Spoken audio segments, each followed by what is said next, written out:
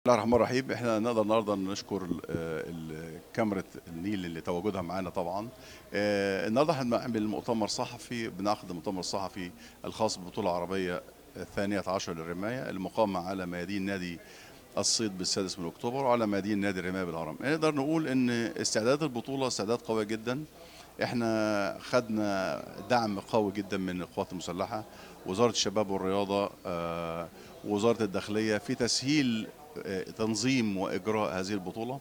البطوله دي ليها معنى كبير جدا لدينا كمصر ولدى الامم العربيه. سؤال جميل جدا من الاستاذ كبير. يعني الهدف منها هدفين. الهدف الاول هي الناحيه السياسيه، ان احنا نقول للناس ادي مصر في هذه الاوقات اللي احنا دلوقتي بنجيب حاجه اسمها سياحه رياضيه. يعني الفنادق اللي محيطه بميادين الرمايه دي هيحصل فيها انتعاشه قويه جدا.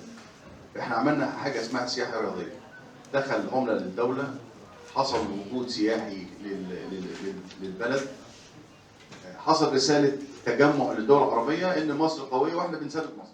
البطولة دي بالنسبة لنا هتحقق لنا يعني خبرة كبيرة جدا بسبب انها موجودة في مصر، وبسبب ان احنا هتوفر علينا مجهود، هتوفر علينا سفر، هتوفر علينا حاجات كتير، وهتضيف لنا احتكاك وخبرة. وطبعا عامل الوقت مهم جدا لان احنا ما فاضلش على الاولمبياد الا اقل من 5 شهور. فربنا يكرم ان شاء الله ان البطولة دي هنستفيد منها جدا وهنحقق اقصى استفادة. طبعا الدول العربية المشاركة في البطولة هتبقى الدول السعودية، الكويت، الامارات. كل الدول دي بتنافس معانا بمنافسة قوية، ولكن الحمد لله احنا كفرق اقوى. يعني الدول دي متوفر فيها لعيبه بس بشكل فردي في الايفنتات كلها، لكن احنا عندنا كفريق الحمد لله في كل ايفنت عندنا فرق قويه. وان شاء الله ال 12 كوتا اللي احنا جبناهم في البطوله الافريقيه اللي كانت مؤهله للاولمبياد باللعيبه بتاعتهم ان شاء الله هم دولت اللي هيلعبوا البطوله العربيه. طبعا انا ما اقدرش اقول ان لو حد من المصريين ما كسبش مش هبقى زعلان، هبقى زعلان. لكن انا كوضعي كدوله منظمه ونائب اول رئيس الاتحاد العربي يجب ان يكون وضعنا عادل تماما. يعني ان لما تحصل حتى مشكله بين رامي مصري ورامي غير مصري يجب ان يطبق القانون على الجميع. لو كسب الرامي غير مصري انا مش هزعل، بالعكس انا هبقى سعيد عشان هو هيحس ان في شفافيه في التحكيم، في شفافيه في مصر، في حق وعدل. أنا مشارك في البطولة العربية إن شاء الله في المسدس السريع.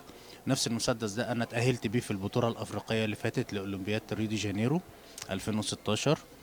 البطولة دي هتكون إن شاء الله بإذن الله قوية جدا، لأن إحنا دول عرب كلنا، ما فيهاش حد أجانب، كلنا بنتكلم لغة واحدة.